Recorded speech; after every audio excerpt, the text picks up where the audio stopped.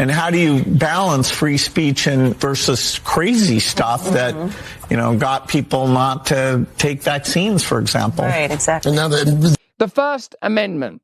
It's a cherished artifact of American culture. It's one of the great achievements of your republic. Let's have a look what Elon Musk has to say on the matter. They want to take away your right to freedom of speech. The First Amendment is out of control. I've been reading a lot of stories about this. Have you? Have you seen a lot of stories talking about like maybe the Constitution is nefarious, probably because it alludes too much to supreme values, to a kind of universal intelligence, a set of principles and ideals that can't just be maneuvered and manipulated by humankind, as this one is.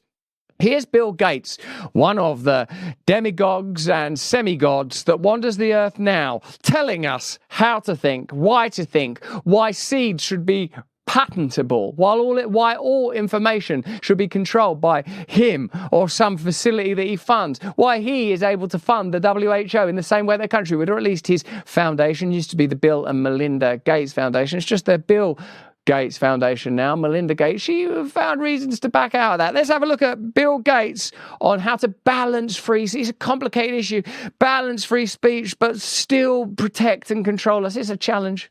And I mean, you can definitely see the benefits of AI, but I think all of us kind of have a fear of it as well. So it was interesting because some of the experts in the episode said, we don't even know how it figures out what it does sometimes, which is kind of scary. So do you think companies that are creating these technologies are doing enough to safeguard it for us? Well, there's certainly a lot of discussion about how should it be regulated, and the companies are saying yes. The government needs to understand our work and needs to look at the right regulations. At the same time, people saying, okay, the U.S. wants to stay ahead. So whenever we talk about, could we slow it down? They're like, well, don't slow it down yet.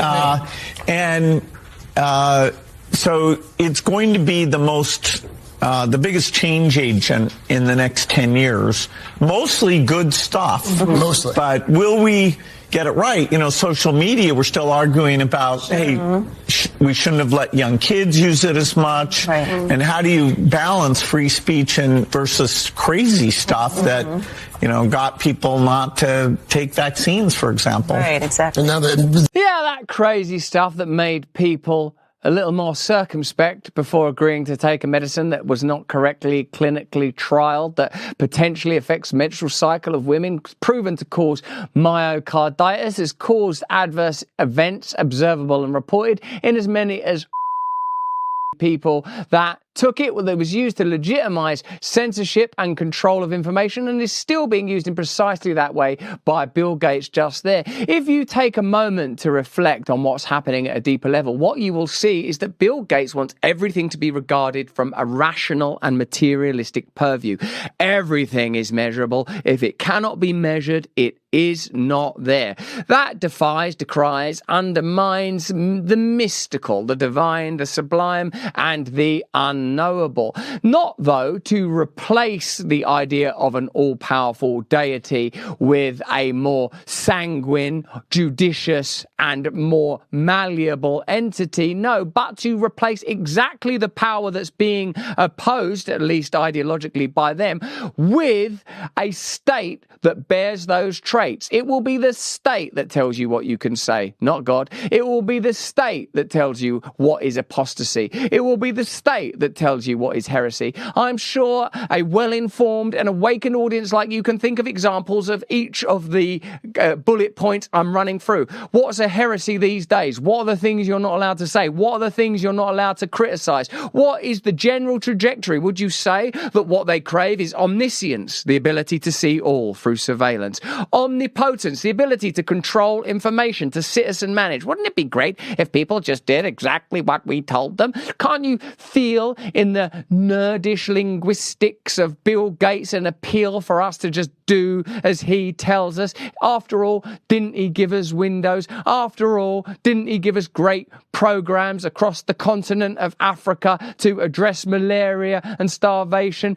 After all, won't all of his programs, if heavily scrutinized, stand up to the test of veracity? What I mean to say is, how effective were some of those programs he did in Africa? Do you think people are still happy with what went on under the auspices of care under Bill Gates' endeavor? How does Vandana Shiva feel about some of the agricultural programs backed by Bill Gates in India? How do you feel knowing that the WHO is still trying to manipulate and maneuver a treaty into place that would demand not only that you are taxed, but that you are censored, that your information is controlled, and that at the level of the WHO, at a global level, not some sovereign government, far less some community government, far less your individual freedom, will determine whether or not in the future you'll have to take some sort of shot or medicine or stay indoors a lot or stop exercising or ignore the efficacy of natural immunity or ivermectin or vitamin D or whatever they name on that particular day. As long as it comes from the mind of Bill Gates, a man who's likely in his position for reasons that are difficult for us to understand, but likely